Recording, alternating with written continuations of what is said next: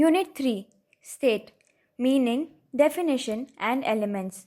The structure includes 3.0 Objectives, 3.1 Introduction, 3.2 Meaning of State, 3.3 Definitions of State, 3.4 Elements of State. 1. Population, 2. Territory, 3. Government, and 4. Sovereignty. 3.5 Let us sum up. 3.6 Keywords. 3.7 Answers to check your progress. 3.8 Reference books. Objectives.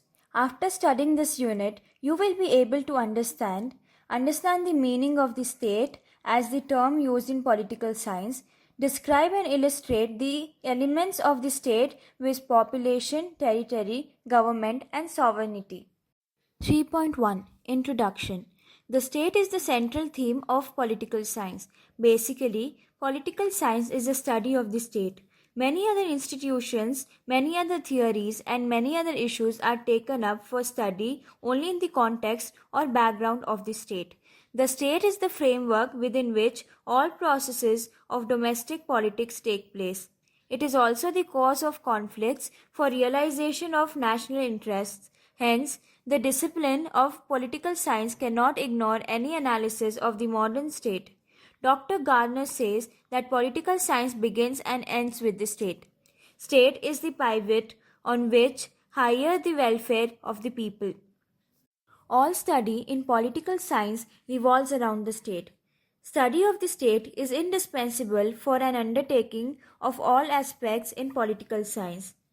With this introduction, now let us proceed to discuss the meaning, nature, definitions, and elements of the state in the following sections. 3.2 Meaning of the state. The term state has a scientific meaning in political science as distinguished from the common usage. It is necessary to emphasize and bring out such scientific meaning because the term state is erroneously used. It is often used to refer the units of a federation like Karnataka, Andhra Pradesh, etc. as states. In this instance, the term state is wrongly applied. In political science, the term state means an assemblage of people occupying a definite territory under organized government subject to no outside control. Civilized people throughout the world have been living some sort of organized life. Such organizations were very small in ancient times. The Greek gave the name of polis and Roman civitas to their city-states. The Teutones used the word status, meaning that which is fixed or established. Etymologically, the term state comes from this word. Hence, the Teutonic term status may be regarded as the root word of the modern term state in political science. It was only in the 16th century that an Italian thinker, Machiavelli, used the term state for the first time. He also developed the concept of state to represent an institution of power and authority. Yet, the credit goes to Aristotle for clearly stating the need for and the nature of state. Man is a social animal. He must live in society whether he likes it or not. His needs compel him to form society. Society is essentially an economic necessity for man, but selfish and quarrelsome nature of man leads to the establishment of the state for the purpose of law and order. The state is also necessary for the economic development of individual personality. The end of the state is the welfare of all. Thus, according to Aristotle, the state originates in the fair needs of life and continues in existence for the sake of good life. The state is a natural and necessary and universal institution. It is natural because it is born out of the primary instincts of man.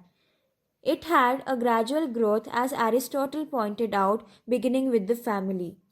A group of families form a village and a group of villages form the polis or the city-state. Therefore, according to Aristotle, man by nature is a political being. Man cannot attain his best self without the state. State is necessary institution because man needs the state to satisfy his various needs. In the absence of the state, society cannot be held together and there will be disorder and chaos. The state is accordingly a universal institution. It has existed whenever and wherever man has lived in an organized society. 3.3 Definitions of State. To complete this discussion on the meaning and nature of state, we must refer to some of the important definitions. It is necessary to know the definitions of the state because the word state is very loosely used by people. It is used in different senses. Different writers have defined state differently. 1. Aristotle defined the state as a union of families and villages having for its end a perfect and self sufficient life, by which we mean a happy and honorable life.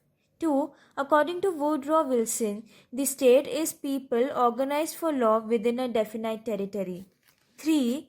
Bluntschuk, the German writer, says the state is politically organized people of a defined territory.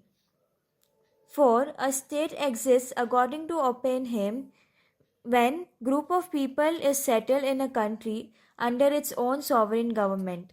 5. Holland, the English lawyer, defines the state as a numerous assemblage of human beings generally occupying a certain territory among whom the will of the majority or of an ascertainable class of people is by strength of such majority made to prevail against any of their number who oppose it.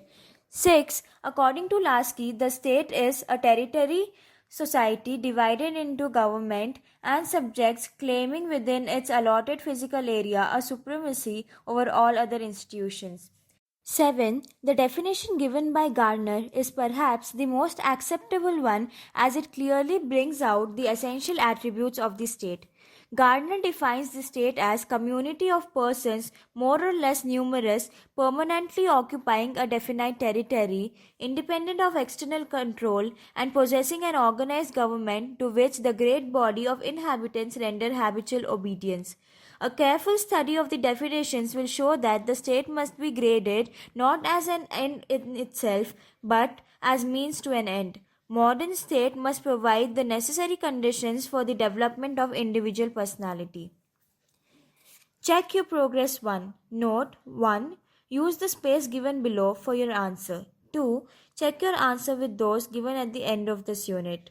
Question 1. Explain the meaning, nature, and definitions of state. 3.4 Elements of the state. A study of the above definitions will show that the state is comprised of certain essential elements. These are population, territory, government, and sovereignty. The state is a composite entity or a political organization made up of all four elements. The absence of any one of these elements will render it incomplete so that it can no more be regarded as a state. In short, all the four elements must be present together or else there will be no state. These elements may be described in some detail. 1. Population. The basic requirement for the existence of state is people. The state, being a human institution, cannot be conceived of without people. Hence, population is its obvious element. There can be no state without population, and the simple formula is that it is the people who make the state. A vacant island cannot constitute a state. As Stephen Leacock observes, it goes without saying that an uninhabited portion of earth cannot form the state. Hence, there can be no state without a population. Although there is an argument that population is necessary for the state, there is a difference of opinion among writers regarding its size. Plato and Russian, promoted by consideration of defect democracy, placed definite limits on the size of the population. Plato, for instance, fixed the number at 5,000 and Russian favored 10,000 as the limit. Aristotle laid down the general principle that the number should neither be too large nor too small. It should be large enough to be self-sufficient and small enough to be well-governed. In reality, modern states have varying population. China and India have very large population, whereas there are also states like San Marino and Monaco with very small population. However, in modern times, the tendency is to favor large population. Large population is suggested for the economic point of view. Economic progress can be ensured by maintaining the large number of people. If the population is less, the natural resources cannot be fully utilized. If it is more, poverty will be the result. Quality of the population is perhaps the most important factor. An intelligent and active or industrious population with sense of unity and patriotism will be the asset. The population of the state may be classified into citizens and non-citizens. The non-citizens, that is, the foreigners, are not entitled to certain rights, especially the political rights. 2. Territory. Another essential element of the state is territory. It is impossible to think of a state without territory. If the people continue to move from one place to another without having any fixed territory to settle, there is no state. The nomads and gypsies who wander from one place to another cannot constitute a state. The territorial aspect of a state is very important. The concept of territory is inseparable from that of the state in view of the fact that the territory is an element which distinguishes the state from other forms of social organization. Territory has a special significance in the formation of a state in the sense that membership of the state is confined to the people living in its territory, while members of other associations may belong to different territories of different states. Territory includes land surface, the underground wealth like minerals, airspace above the land surface, hills, mountains, lakes, rivers, forests, mineral resources, territorial waters. Usually, territorial sovereignty of a state extends to distance of 3 miles of the sea from the coast. There is no definite rule regarding the size of the territory of a state. The size of the territory, in fact, differs from state to state. States like San Marino and Vatican City possess very small territories. States like former USSR, China, USA, and India possess large territories. Some advantages are claimed for small states. Because of smallness of size, an intimate relation between government and the people could best be maintained, and the nearness to the seat of authority would enable the people to exercise eternal vigilance, which is the price of democracy. Besides, a small state might help in inculcating a greater sense of unity and love for the country. But small states have some distinct disadvantages. Firstly, they are less secure than the big states and may fall easy victims to the aggression of the latter. Secondly, small states have remote possibility of attaining economic self-sufficiency. The big states, on the other hand, possess plenty of various resources and better opportunity to achieve economic self-sufficiency.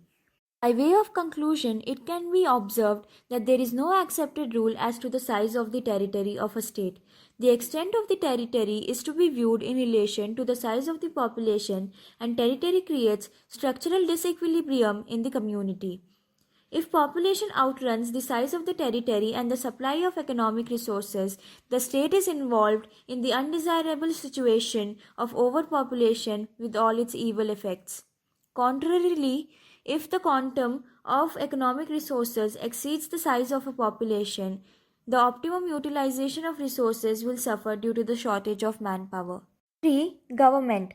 The state is a politically organized society. Political organization or government is the most essential for the peaceful existence of the state. There can be no state without a government because without it, chaos and anarchy will prevail in the state. The state is an agency through which the will of the state is formulated, expressed, and realized. All the functions of the state are performed by the government. It exercises the coercive power and authority of the state. All the members of the entire population of a political community make a state. The government is composed of a few persons duly elected or selected. Usually, there are organs or branches of government which legislature, executive, and judiciary. The legislature organ expresses the will of the state in the forms of law. The executive executes or implements the laws passed by the legislature, and the judiciary applies and intercepts the laws, whole deciding the disputes which may arise among the people. The type or form of government differs from state to state. No particular form of government can be prescribed as an essential element of the state, but in every state there must be a government of some form or the other. 4. Sovereignty. The sovereignty is the most important element of the state. Sovereignty means the supreme power of the state. It is the distinguishing element of the state. It distinguishes the state from all other human associations and groups. No other association, group, or organization possess sovereignty. Sovereignty is the hallmark of only the state. Sovereignty has two aspects, internal and external. Internal sovereignty means the supreme authority of the state over the individuals and the associations within its geographical limits. A sovereign state is legally competent to issue any command which is binding on every citizen or association. Any violation of such commands is visited with some punishment. External sovereignty of a state implies freedom from alien rule or control. The subjection of a state to an alien rule involves extinction of its sovereignty. Additional elements. In recent times, international recognition and permanence have been suggested as two additional elements of the state, but these cannot be regarded as essential to statehood. Recognition is the formal act of acceptance by the existing states that the another community has attained statehood. In a world characterized by mutual interdependence of the states, international recognition is considered to be an important criterion for perfect statehood.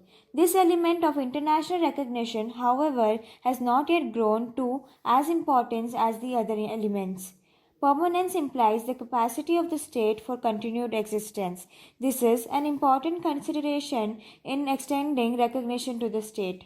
Thus, every state must have its population, a definite territory, a duly established government, and sovereignty. Absence of any of these elements denies to it the status of the statehood. Accordingly, we may define a state as a territorial society divided into government and subjects claiming within its allotted physical area a supremacy over all other institutions. Check your progress too. Note 1. Use the space given below for your answer. 2. Check your answer with those given at the end of this unit.